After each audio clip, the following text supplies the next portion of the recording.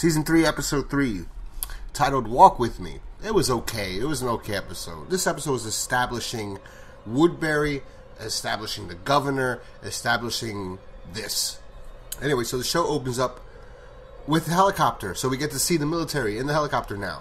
There is a shot where it looks like a fucking toy, but, you know, we're with the military, with these soldiers, and they're talking, and then all of a sudden you hear a gunshot, and the helicopter's going down. These guys are out there surrounding the military chopper. I believe they shot it down. I would assume that they're the ones that shot it down. It's the governor, who we don't know is the governor yet, and his group of people. And they're killing the soldiers, the ones that are left alive. The other ones that are already dead, they make sure that they don't return. And there's one guy that survives that they manage to take him. Michonne and Andrea are watching this, and their walkers are making noise. And there's also other walkers creeping up too. They're making noise and Michonne and Andrea don't want to get caught. So Michonne kills the two walkers that she had with her for the last who knows how long, because she doesn't really talk about how long she's had them. She kills them. So the soldiers, or the guys that are with the Woodbury soldiers or the Woodbury crew, since they stop hearing noise, they don't do anything. So Michonne and Andrea think they're in the clear, but then all of a sudden Michonne hears someone sneaking up behind her, and she takes her katana to go do something, and then you hear Merle's voice. The wonderful Michael Rooker returns as Merle Dixon. He's a great actor. As I said, I was a fan of his when he did Henry. That's a good movie based on a true story. Merle approaches them and says, all right, mine's bigger than yours, which is not true. I'm pretty... Well, technically, yeah. He had the gun... No, not technically true. No, he had a handgun. Michonne could have just slit that shit off real fast, and then he would have nothing. He would have no hands. But no, she doesn't. She puts it down. Andrea turns around and sees that it's Merle, and he goes, well, Blondie, how about a hug for your old pal Merle? And she collapses. Then she wakes up at Woodbury, and... On the way there, she's kind of skeptical because she can kind of see a little bit, and she sees like they put kind of like Vlad the Butcher did. I think it was Vlad the Butcher, where he had the skulls in front of his castle to make sure any opposing army wanted to come, they'd have to see that not only skulls but people impaled, how he tortured people, and like, this is what you're coming for. You want to attack me? This is your fate. So they have like zombies hanged and things like that. You can kind of tell like these people. It's kind of scary, but once they get to Woodbury, she's like, "Why? What are you doing? Like, we want to leave. Like, let us go." But she has a doctor now, so the doctor's taking care of her. Says, "Look, you're too weak to go. I gave you whatever medication and this shit. Like, just relax, and everything's gonna be fine." She's like, "What is this place?" And she's like, "I'm not the person to tell you." Merle comes in and he starts asking a bunch of questions, like, "Where the fuck's my brother?" And Andrea tells him how he came up. He's a different person now. He stepped up. He became a valuable asset to the group. Yada, yada, yada. So Merle's like, is he dead? And she's like, I'm not sure. I can't say he's dead or not. The last I saw him, we got split up. And he's like, oh, I know how that is or whatever. Then we're introduced to the governor. He approaches them. He tells them he's the governor. Well, he doesn't say he's the governor. He says, welcome to Woodbury. We don't allow people to have weapons or walk out after night. There's a curfew. And he shows them that this is an actual fucking town and is gated community and is secured. And I just saved your life. Like, just relax. Tomorrow morning I'll explain more. So he says that. And Michonne's already suspicious for no reason. You see? And then later it'll be even more relevant. Like, the writers were writing her a certain way that did not make you like her right away. At least for me. Like, I didn't like Michonne right away. I thought she was a badass with this katana, but it didn't make sense. I mean, in a few episodes later on, you're going to see why, but she kind of fucking does this all on her own. Like, she initiates all this animosity towards her, so I don't really know where, I don't know. I'm just saying, like, my point of view, she's kind of like a bitch. Like, it's kind of her fault at the beginning. She doesn't trust him or whatever. Next morning, Andrea and Michonne see the town. Michonne's still suspicious, even when she's hearing information about what the governor does for everybody and how it's secure and how many people are there and blah, blah, blah. The governor goes to Milton, the Dr. Milton Mamet, or just Dr. Milton, and he's like the doctor from Day of the Dead, and he's doing experiments on these walkers. And you find out later on that it's like the governor believes that these walkers, even in other episodes or other shows coming up, that they still have memory, just like Day of the Dead. Day of the Dead, that was the thing with that doctor. So he's like that they still have memories. He talks about it later. But the one thing about the governor you get a sense of in this episode is that the people who know him the best are the most fearful of him. Like the people in the town, they don't really know him that well. They just know that he's provided this community for them, this sense of, what does the governor call it? This sense of purpose. Like he gives them jobs, he gives them responsibility, he gives them, like they have schools, they have food, they have doctors, and so they feel safe and secure. And like this is, organization. So in my mind, also a community. It's like a community. And in my mind, the way he projects himself around certain people, like the people of the town view him in this way. Also, the people that know him, like Merle and Milton, that Milton knows him very well, and Merle knows him on a, strategic going out and getting shit done.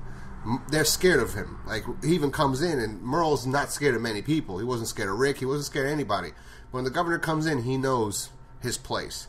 And Milton, he says one thing that's not what the governor wants to hear, and then he goes back and agrees with the governor. So the governor's, that's why I would like to know who the governor was before all this happened. And I know maybe people are going to say, it's in the fucking comics. All right, enough with this. Anyway, so one of the soldiers that they did save tells them exactly, where all the other soldiers are. And this is another thing, like from what happens next kind of makes you think something technically happened at this, like with the military and the governor, that made the governor the way he is today. And also makes you think that the governor was kind of a politician at one point, the way he speaks and things like that. But when the governor is having breakfast with Michonne and Andrea, right after the breakfast, when Milton's trying to find out who the people were that Michonne was with, who the walkers were, if she knew them, and she kind of did, but she didn't say anything. Andrea and Michonne have a back and forth, like, why won't you give this place a chance, whatever, like, just give it 2 days, let's look around. Like, Michonne's just not having it. She's like, we want our weapons! For no reason. There's a community and everything. What are you so scared of? There's nothing so far that the governor has presented to you that would make you think you have anything to worry about. Honestly, he did nothing. You guys were at a scene of a crime. Your girl was sick. She fainted. They took you guys in, gave you food, gave you shelter, gave you medication. She got better. She's getting better. He's like, just chill out and relax, and you can go on your way. Now, later on, the governor says something. I think it was at dinner. No, it was right after she says she wants our weapons, and this is the second time Michonne said it, that Michonne's already getting the sense of, this guy's not letting us leave. And that's maybe something Michonne's past is making her skeptical or super suspicious of him. But she really has no reason to be this suspicious right off the bat. But, hey, writers write with how the character they wanted to write it, and they wanted to give her the reason to be suspicious and see things for what they really are, and Andrea to be like everybody else, which is a sheep. But yeah, so the military guy tells the governor, the guy that's saved from the helicopter crash, where his other platoon or his other whatever group of soldiers are at. So at this point, you don't know the governor's like this technically. Like, you just know that, hey, he does know. Like Michonne and Andrea were first when, like, you killed those soldiers. Like, they weren't bit. They got crashed. Why'd you shoot them in the head? Like, what the hell? And he's like, when you die, you turn. So in this scenario, right? So then they realize that they just hear that for the first time because they weren't there when Rick gave that speech at the end of season 2. So when he goes to see the soldiers, you don't know what he's going to do. He didn't do anything to that soldier when that was being, taken care of in Woodbury that would make you assume he's really evil yet. And when he goes, yeah, we found you. We found Welsh or Walsh, whatever his name is. We found him. He wants you to bring it. So the soldiers are so happy. And he goes, yeah, we found you too. And bam, blast them. And then you see Merle and the rest of the Woodbury soldiers fucking take out the army. Again, the way it's done, the evil look in his eyes, it makes you think that the military was responsible for the loss of his family, the loss of his community, or maybe because, like we saw in season 2, when the military attacked Atlanta, maybe he saw that. Maybe he saw that firsthand. Maybe like in Fear the Walking Dead, when the military came in and occupied a small community, maybe his family was one of those communities.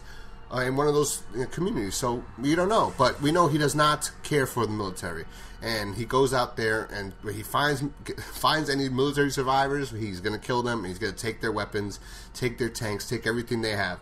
Then he returns back after scavenging for military personnel, military weapons and gear, and he goes like a true politician. He gives a big speech full of bullshit to keep the sheep, in line. and the morale up. And he says, "Oh, this soldier we saved the other day, he didn't make it. And he wanted us to go find his people, and we did that in his name. But when we went there, there was nobody there, so we just took their stuff, and we take it in their honor, and we respect all this bullshit." And it's bullshit. And Michonne's just sitting there watching, like she's like, "I don't believe this." You know, like, I don't believe this for nothing. I don't know. She just doesn't believe it. And the episode ends after the governor has sex with, I believe, the girl that was showing Andrea and Michonne around. I think it was her. She was in the bed.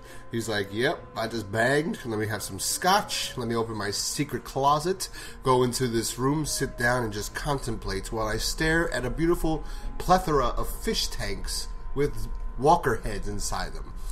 You know, it's good what The Walking Dead did. The TV show managed to take away the word zombie and now call them walkers. Now, you don't say zombies, you say walkers. But anyway, he's looking at all the heads. And he didn't kill all of them because two of the heads are the walkers Michonne cut off that she had with her. So there's a tank with those two heads. And then on the top you see that, yes, he did kill that soldier. He didn't die of natural causes. The soldier's head, Walsh, is decapitated inside that tank. And they're not alive, I guess, so I'm assuming... Well, some of them are, I guess, but in this scene they're not. They're all dead. But it was interesting and just shows you, yeah, he's not the guy he's portraying himself to be in front of the people. He's the crazy motherfucker that had that look of craziness in his eyes when he was killing the military personnel. But in general, it was an okay episode. It was more establishing who the governor is, establishing Woodbury, and getting us up to date with what has been going on in the past 7 months with Andrea and Michonne. Now, again, I say that because Michonne and Andrea have a back and forth, and Andrea says, "It's been 7 months we've been together, and you never told me anything about those two walkers. You know everything about me. I know nothing about you." She goes, "You know enough." Now, I bring that up at the end for one reason. 7 months. Last episode, Carol told Glenn that Lori is overdue. It's been 7 months and she's overdue. It's been 7 months since, my recollection, the last episode, Michonne saw Andrea right after the next morning of the fucking fire at the farm.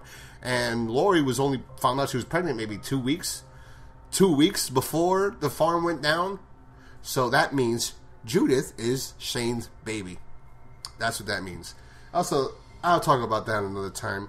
Chris Hardwick said something like about Fear the Walking Dead, but that's a topic for something else. Anyway, this episode was okay. It's probably the longest review I've done so far. I don't know how much I'm going to cut, but maybe it'll hold you guys over. Let me know what you guys think down below about this episode. What do you think about the governor, how he was introduced? What do you think about Michonne, how she was introduced? I know she was introduced in the last episode, but it was, well, the first episode, but it was really only like 2 scenes and very brief. Let me know what you think down below. I'll talk to you guys next time. Peace.